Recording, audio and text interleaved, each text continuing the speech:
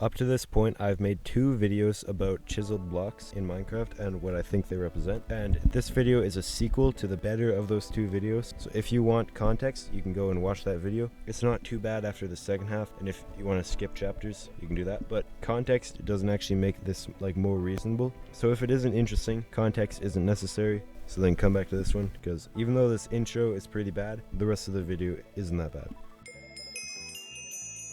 Even though the first 2 videos about this subject were strictly about chiseled blocks, this one is just inspired by what I found based on chiseled blocks, and there are a lot of different things in Minecraft that have designs other than chiseled blocks.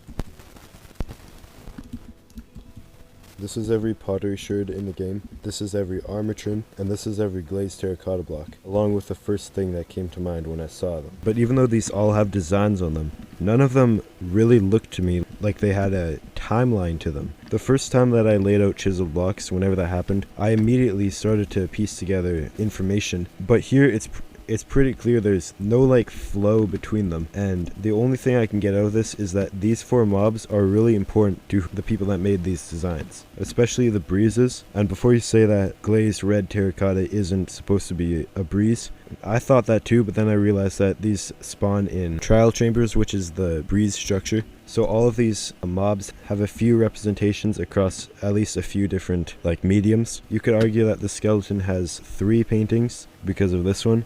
It will make a lot of sense why pigs are so important after the next section. This is a family tree of every mob that I could reasonably or maybe unreasonably connect. It could have been organized better, but I didn't expect it to become so big. Thinking that most mobs stem from pigs actually changes some things. For example, I now know that creepers and creakings, withers and wither skeletons, and piglins and villagers are all 3 different lines of evolution. You wouldn't need context for that from the previous videos, but basically I just saw that was the order they were in on the chiseled blocks. That would be perfect if it weren't for the fact that creepers could either be descended from creakings or from pigs. If you haven't watched the previous video, which is true for most of you, you'll be confused why I think that creepers could be descended from creakings, and rightfully so, but it's just because they appear next to each other on the chiseled blocks, and then I justified it because they have like similar names and they're both like made of leaves. But pigs don't make much more sense as their ancestors, but for now it's the lesser of 2 evils, and I don't really want to talk about creepers and creakings because there's much more interesting things. Having more than one potential ancestor is a recurring theme though, and it causes some confusion. For example, skeletons are shown as being from zombies, even though in the previous video I said they were from withers. I don't actually have a problem though with skeletons having several origins because it's just a skeleton. It can come from anything. The number 1 most used LEGO minifigure is the skeleton, and so is the 10th and the 11th. Everything has a skeleton, so that's my excuse. Ravagers also have many potential origins, and this is the last thing that I want to talk about before talking about this whole region here. Ravagers could have been made from pillagers like experimenting on iron golems, just like how they got Vexes from Allays. I think that because Allays and iron golems are both found in cages at outposts, but Allays are almost the exact same design as Vexes, especially after the Vexes changed their design. Iron golems are just nothing like Ravagers. This one won't make sense until after the next section, but they could have been made from Hoglins because those are already the 4-legged counterparts to Piglins. It falls apart when you consider that the Ravager isn't a pig, and also the Hoglins would have just zombified if they came to the overworld. But it comes back together when you realize that the Illagers, especially with their magic, who's to say they couldn't like adapt them for the purposes. Ravagers also could have been made from cows because, I mean, they have similar color and horns, and they're just cow-like. My best guess for why they would even want to modify a mob would be because villagers already have iron golems, so they would want something that would be worthy to rival them. They could be like mechanical and developed for that purpose, and I know that like addressing an issue doesn't really solve it, but it gives you a look into my thought process and something to think about when I don't want to. Yeah. If any of that didn't make sense, it will after the next chapter. Piglins are more similar to villagers than I originally thought, and at this point you can't even convince me that villagers aren't descended from piglins. First of all, piglins and pillagers have a similar name, and that makes me think that if they're related in some way, they might be related in other ways too. Villagers are undeniably related to pillagers and all the other illagers, which pillagers are like a subclass of. There are similarities between all 3 of these mob types. First of all, piglins hold swords, axes, and crossbows. Vindicators hold axes, and pillagers hold crossbows. None of the pillagers hold swords, but they happen to be the only mobs that have the weapons that they do have in common. Piglins are usually hostile except under one condition, which is if you're wearing any gold armor. Illagers are always hostile except under one condition, and that's if the pillager's crossbow breaks, which technically makes it become passive. Piglin brutes are a stronger variant, and they wear their belt buckles, and they are presumably the leader of the piglins. Raid captains also wear buckles, and they are also the leaders. Piglin babies can ride baby hoglins, which is the four-legged creature similar to the piglins themselves. Pillagers and Ravagers are both like variations of villagers, and pillagers can ride Ravagers. Vindicators do a little victory dance just like piglins. They both have a very large structure that's dedicated to them. Villagers obviously have villages, which is technically a large structure counting the entire metropolitan area, but to me it seems like a bunch of small structures that are connected to each other.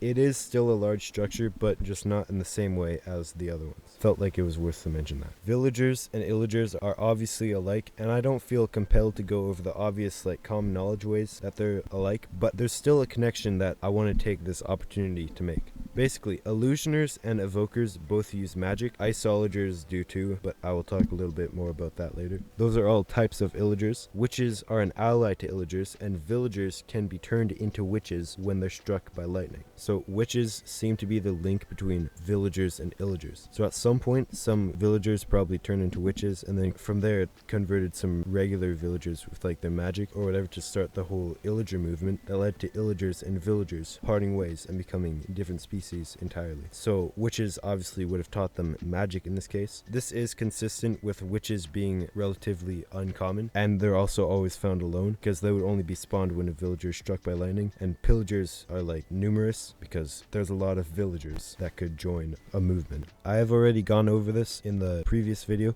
but piglins and villagers are both mobs that wear clothes and have flesh. They both have a big nose, and they trade goods for a certain mineral. For both of them, there's a baby version and a zombified version, and this is taken directly from the script of the previous video. There's not much for me to add. Those are basically all their big features, and they have them all in common. All three of these mob types are somewhat sentient creatures with human-like characteristics and different variants. The only other things that fit these properties are zombies and skeletons. It's kind of hard to call them sentient, but it's pretty easy to connect them to this, so I will still talk about it.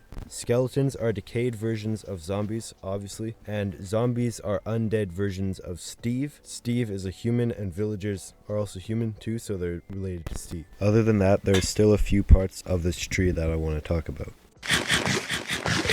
For example, this could be misinterpreted to mean that wandering traders are descended from illusioners and nitwit villagers are descended from wandering traders. But what I'm meant to represent with this is that nitwits, since they're a type of villager that can't get employment, they decided to turn to illusioners so that they would have something. Illusioners can turn invisible, and wandering traders also drink invisibility potion at night. They both use a blue cloak. I mean, they're a bit different, but I think it's still safe to say that the wandering traders were inspired by illusioners. Illusioners, like all the other Illagers, attack wandering traders, so they probably trained nitwits with the intention of them becoming some type of Illager themselves, but they were disappointed when they didn't. I don't know how to represent that with just lines though, and that's the same situation with the Vex and the ally here. I meant to mean that they both contributed to the Vex, but there just wasn't room on the other side. I'm still assuming pillagers use the allies to make Vexes and not the other way around.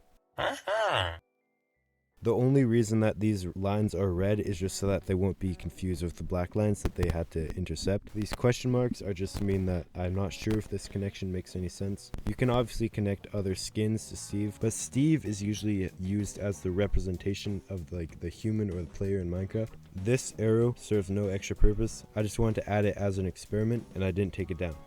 This section will be pretty short. Creepers and withers are actually a little bit more similar than I thought. However, I still find it pretty unlikely that they're directly related. The similarities between them are that they blow things up, and they both have a state where they're surrounded by a shimmer. They're the only mobs that do either of these things, even if they do them in different ways. And beyond that, they're so different that it doesn't even seem remotely possible that they could even be mutated from each other. I had deduced already that they probably weren't related to each other, but this is just the nail in the coffin. You can make anything reasonable enough if you make enough excuses, but mutation isn't always the answer. There's a lot of types of Illagers in Minecraft dungeons, and that's what makes me worried about this whole thing. I'm only making this for fun, and I had fun making it, but I think an official Minecraft game goes above my word, because this is all just like speculation. I haven't played Dungeons or Realms, but if I'm not mistaken, they have like different mobs, and they reveal history and stuff.